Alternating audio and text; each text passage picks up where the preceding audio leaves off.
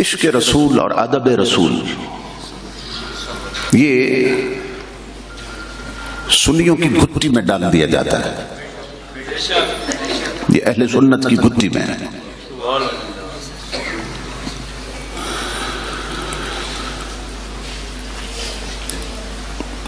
بچہ دیکھتا ہے کہ ماں بڑی محبت سے اسے اپنے ہاتھوں پہ اٹھا کے اچھال رہی ہے، یا ماں نے بڑے جتن کر کے اسے سلایا تھا اور اپنا بازو اس کے سر کے نیچے رکھا ہوا ہے اور حرکت نہیں کر رہی کہ وہ جاگ نہ جائے، لیکن مؤذن نے مسجد میں اذان شروع کر دی۔ جب مؤذن ان لفظوں پہ پہنچا اشہد ان محمد رسول اللہ، تو ماں نے بچے کے سر کے نیچے سے اپنا بازو کھینچ لیا، دونوں انگوٹھے ملائے اور کہا صدقت یا رسول اللہ، قرۃ عینی بک یا رسول اللہ، انگوٹھے چومے اور آنکھوں پہ لگا ہے۔ بچہ ہر روز یہ منظر دیکھ رہا ہے کہ ماں میری ہے، پیار مجھ سے ہے، بڑے جتن کر کے مجھے سلایا تھا، حرکت نہیں کی اس نے کہ میں جاگ نہ جاؤں۔ یہ محمد کون ہے کہ جس کا نام کانوں میں پڑتے ہی ماں اولاد بھول گئی، ماں بچے کا آرام بھول گئی، ماں بچے کا سونا بھول گئی، اور اس نے نام نبی کو چوما۔ تو بچے کی گھٹی میں حضور کی محبت پڑتی ہے، سنی مائیں ان کی گھٹی میں حضور کا عشق ڈال دیتی ہے، اور بچہ اسی دن سے پہچاننے لگتا ہے کہ یہ محمد وہ ہے کہ جس پر میری ماں بھی قربان، میرا باپ بھی قربان، صلی اللہ تعالی علیہ وسلم۔ امام الانبیاء کو غلاموں، یہ ہماری خوش بختی ہے، یہ خوش نصیبی ہے اہل سنت کی۔ پوری تاریخ دیکھ لیں حضور کے عاشقوں کی، جب بھی تاجدار کائنات کے ناموس پہ حملہ ہوا تو اللہ رب العزت نے سنی ماؤں کے بیٹوں کو ہی چنا ہے۔ جب بھی حملہ ہوا سنی ماؤں کے بیٹے اللہ نے چنے، محبوب کی عزت کے تحفظ کے لیے۔ اپنے ملک میں دیکھ لیں غازی علم الدین کون تھا، غازی اللہ دی تقوجائی کون تھا، غازی مرید حسین کون تھا، عامر چیمہ شہید کون تھا، ممتاز حسین قادری کون تھا۔ امام الانبیاء کے غلاموں، سولی پہ چڑھنے والا بھی سنی ماں کا بیٹا ہے، نام نبی پر، اور امام الانبیاء کے غلاموں نام نبی پر کفر و طاغوت کے خلاف جنگ کرتے ہوئے میدان میں اترنے والا خادم حسین بھی سنی ماں کا بیٹا، تختہ دار پہ بھی سنی کھڑا ہے، میدان جہاد میں بھی سنی کھڑا ہے۔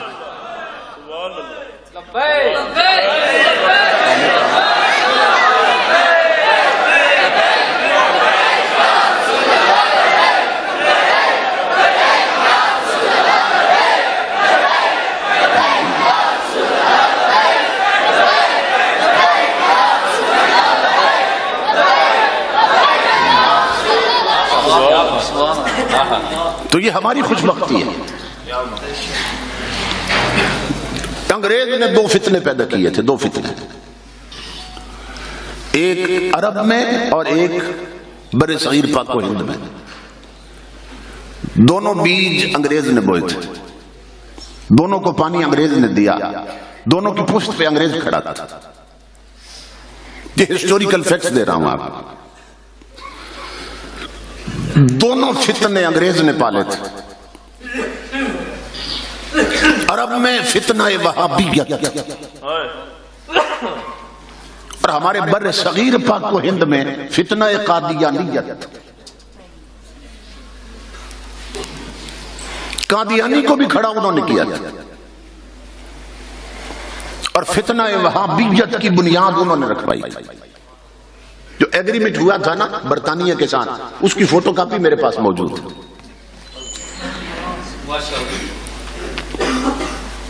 یہ پہلے صرف عرب شریف تھا، عرب شریف. آپ کو معلوم ہونا چاہیے کہ یہ عرب شریف سے سعودی عرب کب بنا ہے؟ 1925 میں بنا ہے، جب وہاں سعود بن عبد العزیز کی حکومت آئی. اور یہ جو خاندان ہے یہ سی روبر تھا، بحری قزاق، سمندری بیڑے لوٹتے تھے یہ لوگ. اور ادھر عرب میں فتنہ وہابیت کی بنیاد پڑ رہی تھی اور نظریاتی اور فکری طور پر اس کی یلغار بڑھتی جا رہی تھی. تو ایک ڈاکو بحر کا تھا اور ایک بر کا، یہ دونوں مل بیٹھے تھا. وہ بھی لٹیرا تھا، یہ بھی لٹیرا، مگر فرق صرف اتنا تھا کہ وہ سامان لوٹتا تھا، یہ بدبخت ایمان لوٹتا تھا. یہ بحری اور بری فتنے ہیں.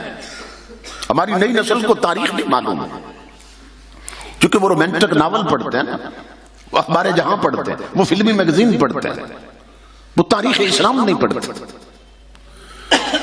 تو دو فتنے انگریز نے پیدا کیے، وہاں فتنہ وہابیت اور یہاں فتنہ قادیانیت. اللہ رب العزت کی سنت چلی آ رہی ہے امام الانبیاء کے غلاموں کہ جب بھی کوئی فرعون سر اٹھاتا ہے وہ کچلنے کے لیے موسیٰ پیدا کر دیتا ہے. یہ اللہ کی سنت. جب بھی نمرود سر اٹھاتا ہے وہ ابراہیم پیدا کر دیتا ہے. جب بھی کوئی یزید سر اٹھاتا ہے وہ حسین بھیج دیتا ہے. یہ اس کی سنت. ان دونوں فتنوں کا سر کچلنے کے لیے میرے رب نے دو بندے چنے، دو بندے چنے میرے رب نے. سنیو تمہیں مبارک ہو.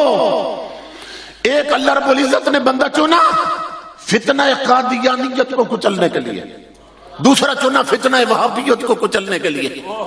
ایک کو میر علی شاہ کہتے ہیں، دوسرے کو امام احمد رضا کہتے ہیں.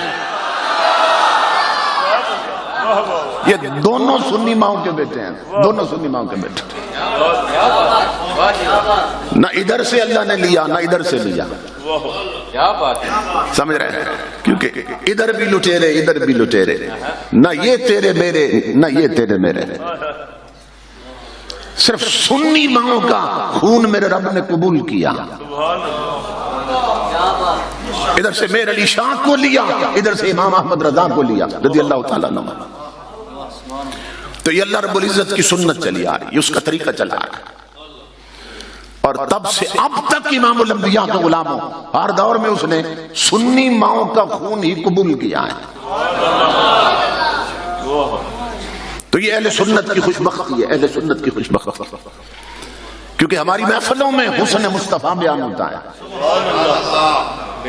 ہماری مجالس میں تاجدار کائنات کے گیسوؤں کی باتیں ہوتی ہیں، سرمگی آنکھوں کا ذکر ہوتا ہے، والضحیٰ چہرے کی بات ہوتی ہے. ہماری محفلوں میں تاجدار کائنات کا حسن بیان ہوتا ہے کہ حضور کا پیکر کیسا تھا، وہ پیکر جمال کیسا تھا، وہ کنڈل والی زلفیں کیسی تھیں کہ سمٹ جائے تو قرآن بنتا تھا، بکھر جائے تو قرآن بنتا تھا. یہ حسن یہاں بیان ہوتا ہے. تو جہاں حسن ہو دیوانے بھی وہیں پہ ہوتے ہیں، جہاں جمال کی بات ہو وہیں پروانے پیدا ہوتے ہیں. اس لیے ہم محفل میلاد کر کے بتانا چاہتے ہیں جوانو، دنیا کے جس حسن کے پیچھے تم پھر رہے ہو اس کی حقیقت فقط اتنی ہے کہ یہ 4 دن غسل نہ کریں تو بدبو آنا شروع ہو جائے. یہ جن پبوں اور کلبوں میں تم زندگی برباد کر رہے ہو، یہ طوائفیں، یہ کنجریاں، یہ مغنیات، یہ 4 دن غسل نہ کریں تو بدبو آنے لگ جائے. یہ کپڑے نہ بدلیں تو پاس بیٹھنے کو جی نہ کرے. آؤ محفل میلاد میں آنے والوں، تمہیں اس حسین کا دیوانہ بنائیں جس کے پسینے کی خوشبو کے سامنے گلاب کی خوشبویں ماند پڑتی ہیں، جس کے طلبوں کی تمک دمک کے سامنے چاندنی شرما جاتی ہے، جس کا رخ پھر جائے خدا قبلہ بدل دیتا ہے، جس کی انگشت شہادت اٹھ جائے آسمان پہ چمکنے والا چاند اپنا گریبان دامن تک چاک کر لیتا ہے، جو بولے تو پھول جھڑتے ہیں، جو بولے تو پھول جھڑتے ہیں۔ امام الانبیاء کے غلاموں جو کلی کر دے تو ستارے بنتے ہیں۔ آؤ اس محبوب کا دیوانہ بنو، اس محبوب کا دیوانہ بنو۔ تو یہ ہماری خوش بختی ہے کہ میرے رب نے ہمیں حضور کا مؤدب بھی بنایا، حضور کا دیوانہ بھی بنایا۔ اس سے بڑی عزت اور اعزاز کی بات نہیں ہے۔ علامہ اقبال کہتے ہیں عشق کی ایک جست نے طے کر دیا قصہ تمام، اس زمین و آسمان کو بی قرار سمجھا تھا میں سمجھتا تھا زمین اور آسمان کا بڑا فاصلہ ہے، لیکن تاجدار کائنات کے عشق کی ایک جست نے، ایک جمپ نے مجھے لامقام میں پہنچا دی۔ یہ یورپ میں پڑھتا رہا اقبال، آکسفورڈ اور کیمبرج کی یونیورسٹیوں سے فارغ ہے اقبال، مگر کبھی آپ نے سوچا کہ اس نے پی ایچ ڈی وہاں پہ کی ہے، بیرسٹر کی ڈگری وہاں سے لی، تو لوگ اسے علامہ کیوں کہتے ہیں؟ دیکھو نا، جو علماء ہوتے ہیں انہی کو کہتے ہیں علامہ صاحب، یا کہہ دیتے ہیں مولانا صاحب، یا کہتے ہیں مولوی صاحب۔ تو یہ یورپ میں پڑھنے والا اقبال یہ مولوی کیسے بن گیا، مولانا کیسے بن گئے، یہ علامہ کیسے بن گئے؟ تو یہ یاد رکھو امام الانبیاء کے غلاموں، اقبال کے ماں باپ نے اسے انگریز کی تعلیم بعد میں دی ہے، اس کی گھٹی میں مصطفیٰ کا قرآن پہلے رکھا ہے۔ اقبال نے فلسفہ بعد میں پڑھا ہے، گلستان بوستان پہلے پڑھی ہے۔ اقبال نے جامی، رومی اور سعدی کو پہلے پڑھا ہے۔ اقبال نے عربی پہلے پڑھی ہے، شریعت پہلے پڑھی ہے۔ تو جس کی گھٹی میں حضور کی شریعت تھی وہ پھرتا رہا یورپ میں اور پڑھتا رہا وہاں، اور جب وہاں سے نکلا ہے تو سر جھکا کے نہیں نکلا، شرمندہ ہو کے نہیں نکلا، اعلان کرتا نکلا ہے، یورپ والوں خیرہ نہ کر سکا مجھے جلوہ دانش فرنگ، سرما ہے میری آنکھ کا خاک مدینہ و نجف۔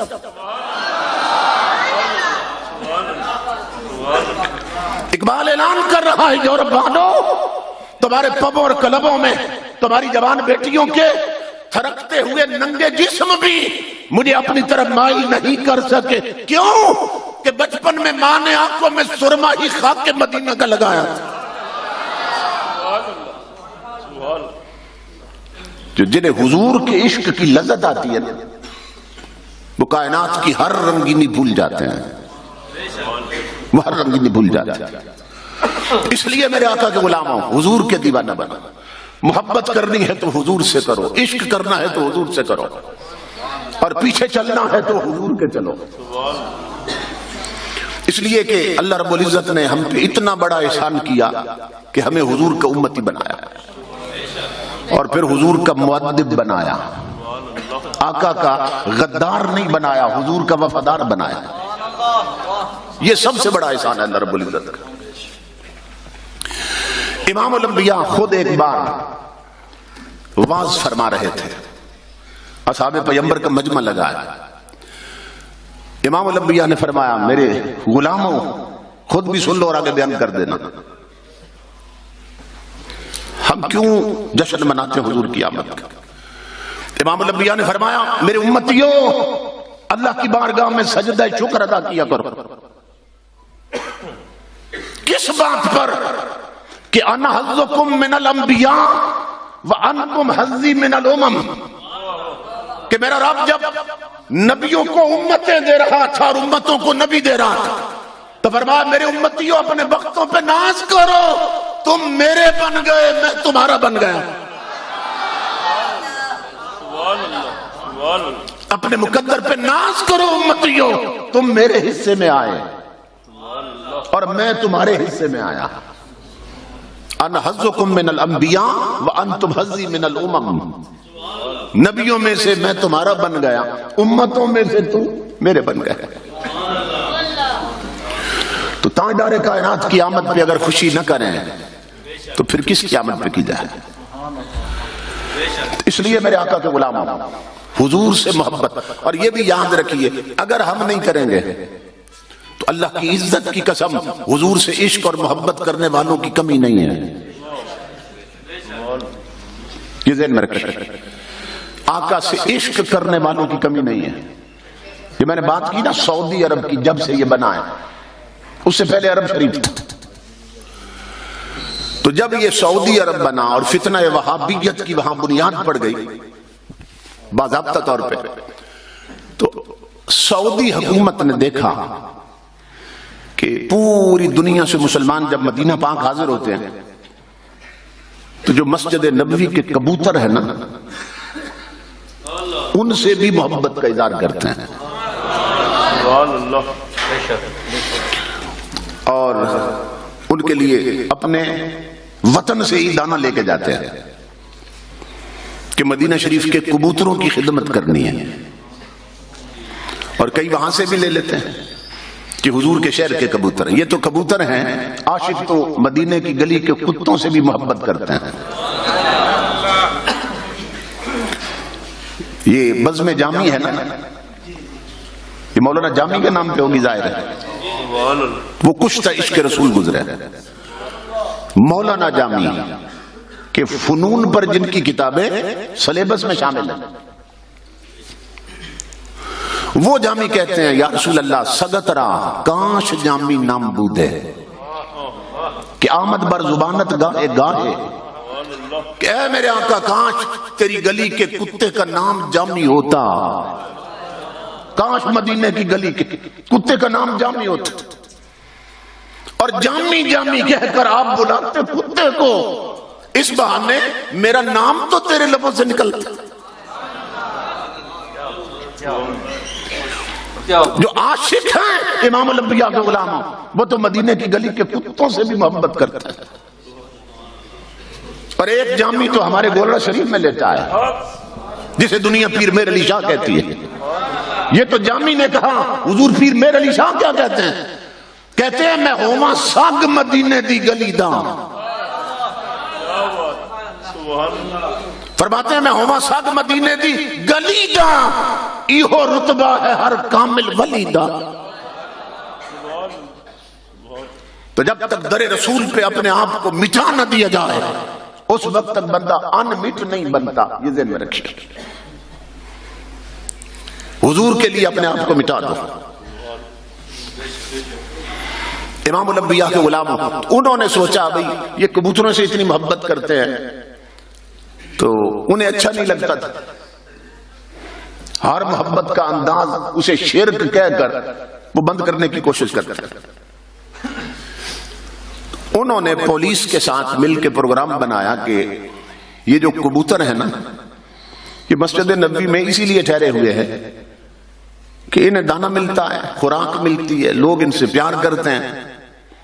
اگر ہم قانوناً دانے پہ خوراک پہ پابندی لگا دیں اور جرمانہ مقرر کر دیں کہ جو انہیں دانہ ڈالے گا، خوراک ڈالے گا، اسے پکڑیں گے، جیل ڈالیں گے اور جرمانہ کریں گے، تو پھر ظاہر ہے پرندے ہیں بھوکے مر کے بھوک کی وجہ سے اڑ کے کہیں اور چلے جائیں گے. ایک تو مسجد خالی ہو جائے گی کبوتروں سے، مسجد نبوی، اور دوسرا یہ ہے کہ یہ جو منظر ہمیں نظر آتا ہے محبت کا اظہار کرتے ہیں ان کے ساتھ بھی، تو یہ ختم ہو جائے گا. قانوناً پابندی لگا دی گئی کہ دانہ نہیں ڈالنا کبوتروں کا. امام الانبیاء کے غلاموں، تاریخ مدینہ میں لکھا ہے دانہ بند ہو گیا، پانی بند ہو گیا. اللہ کی عزت کی قسم کئی کبوتر وہاں بھوکے مر گئے، کئی بے ہوش ہو کے پڑے تھے، کئی تھوڑا سا اٹھتے تھے، اتنی کمزوری ہو گئی پھر گر جاتے تھے. مگر تاریخ مدینہ میں ہے ایک کبوتر بھی در رسول چھوڑ کے نہیں گیا. نعرہ تکبیر، نعرہ رسالت، نعرہ تحقیق، نعرہ حیدری، نعرہ غوثیہ۔ لبیک لبیک لبیک یا رسول اللہ، لبیک لبیک لبیک یا رسول اللہ، لبیک لبیک لبیک یا رسول اللہ، لبیک لبیک لبیک یا رسول اللہ، لبیک لبیک لبیک یا رسول اللہ۔ کبوتر بھوکے مر رہے تھے مگر در رسول نہیں چھوڑا۔ مدینے کی عورتوں میں قرآن مچ گیا، عورتیں رقیق القلب ہوتی ہیں، عورتیں چیخنے لگ گئی، چیخو پکار شروع ہو گئی، اور آ کے پکڑا انہوں نے سپاہیوں کو، کہا ظالموں، اور تم نہیں سمجھتے انہیں، تم سمجھ رہے ہو یہ پرندے ہیں، یہ صرف کبوتر نہیں ہیں، یہ کملی والے کے دیوانے ہیں، یہ سب مر جائیں گے مگر در رسول نہیں چھوڑیں گے۔